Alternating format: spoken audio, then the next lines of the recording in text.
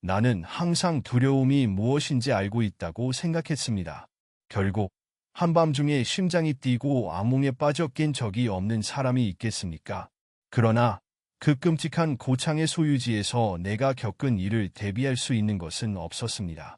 한국의 내륙, 넓은 들판과 울창한 숲으로 뻗어 있는 풍경은 처음에는 평화로운 곳입니다. 그러나 뭔가 잘못되었다는 느낌이 들었습니다. 정확히 무엇인지는 모르지만 누군가 나를 지켜보고 있다는 느낌이 결코 나를 편안하게 해주지 않았습니다. 그곳으로의 여행은 도시의 혼란에서 벗어나려는 시도였습니다. 오랜 대학 친구인 준호가 그의 소유지에서 며칠 지내라고 초대했습니다.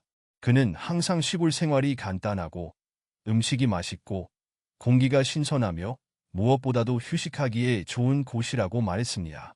나는 서울의 정신없이 바쁜 일상에 지쳐 있었고 요딴 곳에서의 휴식이 완벽할 것 같았습니다. 아, 내가 얼마나 잘못된 생각을 했는지. 나는 11월의 흐린 아침에 그 집에 도착했습니다. 바람은 칼처럼 날카롭게 불어왔고 나무들은 부드럽게 흔들리고 있었습니다. 준호는 따뜻한 미소로 나를 맞아주었지만 그의 눈에는 지친 듯한 뭔가가 보였습니다. 그는 우리가 마지막으로 만났을 때보다 더 늙어 보였습니다. 일과 옛 시절에 대한 간단한 대화를 나눈 후 그는 나에게 그곳을 보여주었습니다. 그 집은 컸지만 구식이었습니다. 창문은 삐걱거리고 외부의 악천후에 의해 페인트가 벗겨져 있었습니다. 집은 도시에서 멀리 떨어져 있었고 거대한 숲으로 둘러싸여 있었으며 그 숲은 그림자 속의 비밀을 숨기고 있는 것처럼 보였습니다. 준호는 그의 조부모가 몇 대에 걸쳐 그곳에 살았다고 말했지만 그들이 어떻게 되었는지는 언급하지 않았습니다. 나는 그 일이 통제 불능 상태에 빠지기 훨씬 나중에야 알게 되었습니다. 첫날, 모든 것이 정상처럼 보였습니다. 재산을 산책하고 좋은 식사를 하고 평화로운 밤을 보냈습니다. 그러나 그날 밤, 뭔가 이상한 느낌이 들었습니다. 바람은 다르게 느껴졌고 더 차가워지며 뭔가 더 오고 있는 것 같았습니다. 불을 끄고 누웠을 때 소리가 들렸습니다. 부드럽고 거의 감지할 수 없을 정도였지만 나를 얼어붙게 만들었습니다. 발소리였습니다. 위층에서 나는 발소리였습니다.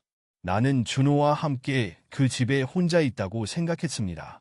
아니, 정확히는 그렇게 생각했습니다. 나는 침대에서 일어나 복도로 나갔고 머릿속이 혼란스러웠습니다. 아무도 없었습니다. 그러나 누군가 나를 지켜보고 있다는 느낌은 점점 더 강해졌습니다. 나는 신선한 공기를 마시기 위해 발코니로 나가기로 결정했고 편집증 같은 기분을 떨쳐내려고 했습니다. 그때 나는 나무 사이에서 내 피가 얼어붙게 만든 것을 보았습니다. 희미한 빛들이 움직이고 있었습니다. 마치 무언가가 나무 사이를 걷고 있는 것처럼 보였습니다. 그것은 별빛의 반사나 달빛이 아니었습니다. 그것은 더 많은 것이었습니다. 마치 나를 따라다니는 것처럼 불규칙하게 움직이는 무언가였습니다. 두려움은 내가 느껴본 적 없는 방식으로 나를 휘감았습니다. 나는 집으로 돌아가 모든 문과 창문을 잠갔습니다. 다음 아침, 준호는 다시 정상으로 돌아간 것처럼 보였거나 적어도 그렇게 가장하고 있었습니다. 나는 그에게 지난 밤의 소음에 대해 물었지만 그는 불안한 미소를 지으며 아마 바람이나 숲속의 동물일 것이라고 말했습니다. 나는 믿을 수 없었지만 목이 마른 채로 삼키고 방문을 계속하기로 했습니다. 하지만 상황은 악화되기 시작했습니다. 작은 물건들이 혼자서 움직이기 시작했습니다. 방 한 구석에 있던 의자가 부엌 한가운데로 나타났습니다. 거실의 라디오는 그 방송국에서 한 번도 조율되지 않은 오래된 음악을 틀었습니다. 그리고 내가 지켜보고 있다는 느낌은 결코 사라지지 않았습니다. 집의 모퉁이를 바라볼 때마다 무언가 또는 누군가가 나를 지켜보는 것처럼 보였고 적절한 순간을 기다리고 있는 듯했습니다. 그리고 그날 저녁, 준호가 밖에 있는 동안 공포의 진정한 본질이 드러났습니다. 나는 거실에 혼자 있었고 낮고 눌린 듯한 속삭임을 들었습니다. 그러나 내가 멈추게 할 만큼 충분히 또렷했습니다. 나는 그 말을 이해할 수 없었지만 그 음색은 친숙했습니다. 마치 누군가 나를 부르는 것 같았습니다. 뒤를 돌아보았을 때 거울에서 뭔가의 반사를 보았습니다. 그것은 준호가 아니었습니다. 그것은 더 오래된 것이었습니다. 마치 모든 것이 시작되기 전에 그곳에 있었던 것처럼 보였습니다. 나는 무슨 일이 일어나고 있는지 모른 채 집 밖으로 달려나갔습니다. 그 소유지로 가는 흙길에서 준호를 만났을 때 그는 달라 보였습니다. 그의 눈은 흐릿했으며 그 시선 뒤에는 어두운 무언가가 있는 것처럼 보였습니다. 그때 그는 나에게 진실을 이야기해 주었습니다. 그 집, 그 소유지, 모든 것이 고대의 불길한 과거와 연결되어 있었습니다. 그의 조부모는 그 땅에서 이상한 의식을 행했고 그 의식은 포털을 열어놓았다고 했습니다.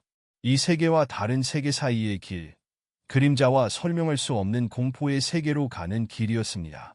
준호는 이를 믿지 않았지만 그를 처음 봤을 때 나는 그가 이미 진실을 알고 있으며 피할 수 없는 무언가로부터 나를 보호하려고 하고 있다는 것을 깨달았습니다. 나는 더 이상 아무것도 묻지 않았습니다.